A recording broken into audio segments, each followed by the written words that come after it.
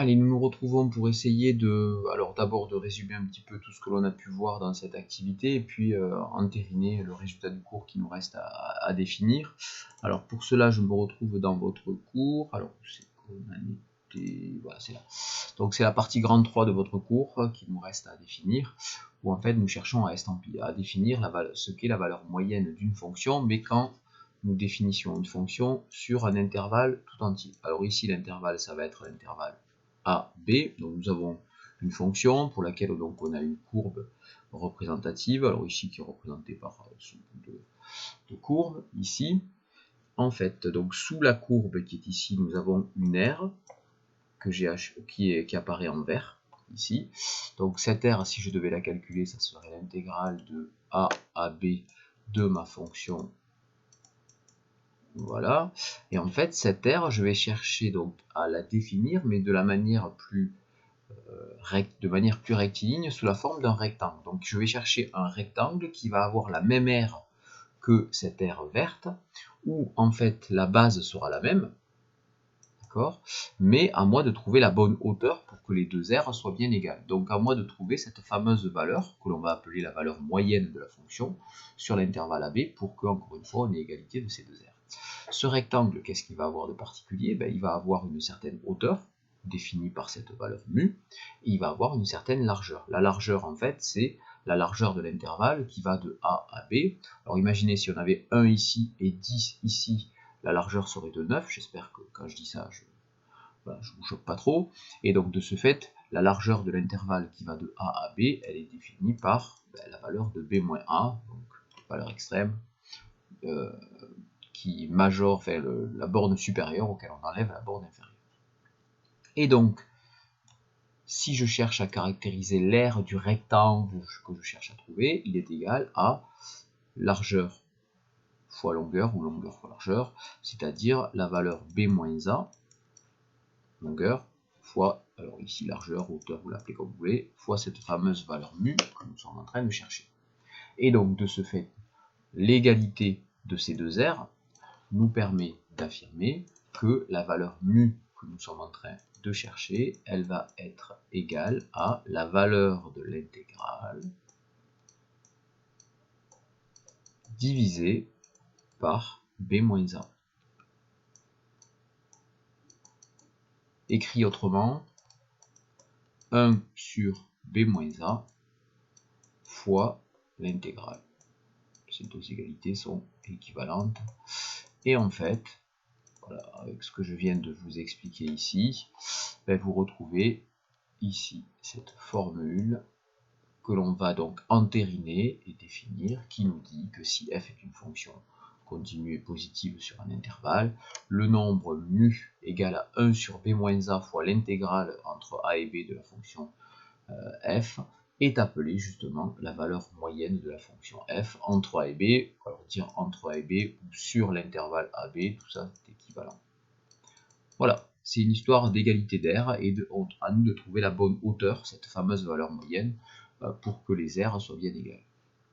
Une fois que j'ai dit ça, je vais finaliser donc maintenant la chose par un dernier petit exercice. Alors ça c'est l'exercice que j'ai déjà corrigé, qui se trouvait déjà dans le fichier. Voilà, on en est là. Remarque donc, la valeur moyenne correspond à la hauteur du rectangle de base B-A, dont l'aire est égale à l'aire définie par l'intégrale donc de la fonction. Petit exercice, donc déterminer la valeur moyenne de la fonction f définie sur l'intervalle 1, 4 de ma fonction x au carré, par définition, et c'est là où je vous donne cet exercice simpliste qui reprend les mêmes éléments d'ailleurs que l'on a établi dans l'activité, dans le but de vous montrer qu'à partir de maintenant, comme on a estampillé donc ce résultat, comme on l'a défini, nous allons pouvoir appliquer directement une formule et qui nous dit que pour calculer donc cette valeur moyenne, je vais calculer en gros l'intégrale entre 1 et 4 de la fonction que je considère, sauf que je vais devoir diviser cette intégrale ainsi calculée par la largeur de l'intervalle, l'équivalent du b-a, donc ici divisé par 3. Que j'écrive la chose ainsi ou que je l'écrive ainsi, 1/3 fois l'intégrale, c'est exactement pareil, vous comprenez que ce qui va nous permettre de finaliser la chose, c'est le calcul de l'intégrale. Donc il va falloir calculer l'intégrale et après on conclut. Donc, alors, pour calculer l'intégrale, donc l'intégrale, je ne reviens pas sur ce que j'ai déjà dit tout à l'heure, l'intégrale donc de x au carré passe par la détermination de la primitive, d'une primitive de x au carré, donc qui peut être x3 sur 3. Donc je vais calculer la valeur en 4, alors je l'ai déjà fait tout à l'heure, ça faisait 64 tiers, auquel je vais enlever 1 au cube tiers, donc ça fait 64 tiers moins 1 tiers, ça fait donc 63 tiers, 63 tiers pour information, donc juste ça fait 21. Voilà, donc bilan, ça va faire 1 tiers fois le calcul de l'intégrale dont je viens de vous dire que ça faisait 21, 1 tiers de 21, ça fait 7. Donc la valeur moyenne de la fonction carré pour des valeurs comprises entre 1 et 4, elle est de 7. Voilà, donc ça c'est la valeur moyenne que nous avons calculée.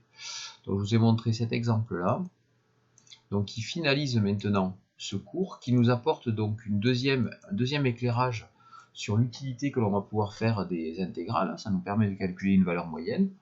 Alors il y a forcément un lien avec ce qu'on a vu précédemment, il y a forcément un lien avec la notion d'air, vous voyez on l'a établi, mais voilà, donc vous allez avoir à faire des exercices d'application en lien avec ceci, donc je vous donne ces exercices à faire pour aujourd'hui, vous aurez les corrections proposées la fois d'après. Alors je vous donne juste à faire les exercices. Alors on va faire 45 et 46. On va faire court pour aujourd'hui. Ça va pas vous poser problème, je pense. Donc forcément, si c'est court, ça veut dire que vous occupez votre temps pour le grand oral. Forcément, je compte sur vous. Mais vous ne négligez pas cette partie courte, puisque je vous rappelle que vous serez interrogé sur les intégrales prochainement. Voilà, donc je coupe la vidéo là-dessus. Tous les éléments, vous les avez. Les exercices à faire, ils sont là. Et donc, on se retrouve mercredi par visio interposée. Je pense qu'on se retrouvera en classe pour avancer un petit peu. Voilà, bon, à très vite et bonsoir.